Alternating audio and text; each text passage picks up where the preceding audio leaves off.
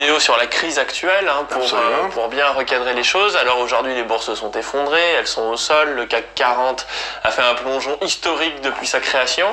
La question en fait qu'aujourd'hui on se pose, c'est est-ce que ce coronavirus, par les conséquences qu'il induit à cause des mesures que les gouvernements prennent de confinement, pourrait être le grain de sable qui fait dérailler la machine économique. Et on pense à l'explosion des entreprises zombies, on pense à une crise de l'euro à cause des taux d'intérêt, est-ce qu'on peut aller vers une crise cataclysmique en chaîne, en gros, qui ferait dérailler tous les vieux démons de l'Europe?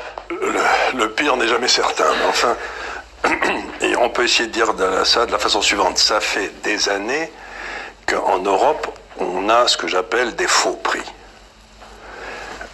Par exemple, personne ne peut me convaincre que la France mérite d'emprunter à des taux négatifs.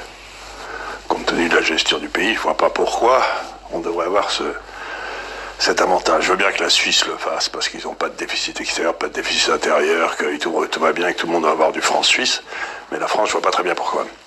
Donc, c'est un faux prix. De la même façon, si vous voulez, ce faux prix vient du fait qu'il fallait maintenir des taux de change fixes entre l'Allemagne et l'Italie, et que tout le monde sait que l'Italie ne peut pas payer plus de 2%, que l'écart des taux entre l'Italie et l'Allemagne doit être de 3%, donc ça veut dire que les taux allemands doivent être à -1 pour que l'euro survive.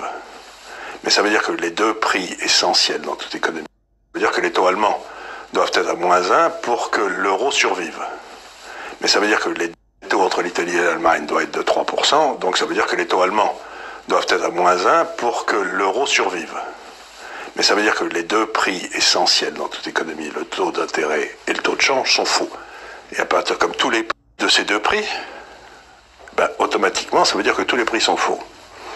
Et rien n'était plus faux à la limite que le prix des actions, puisque à cette manipulation par les taux, s'était ajoutée une deuxième réalité, c'est que les banques centrales avaient réussi à convaincre les marchés qu'elles auraient toujours les moyens d'empêcher les marchés de baisser.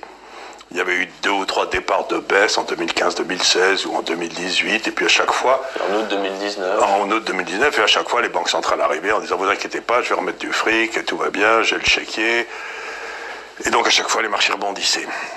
À l'époque, j'avais dit « Bon,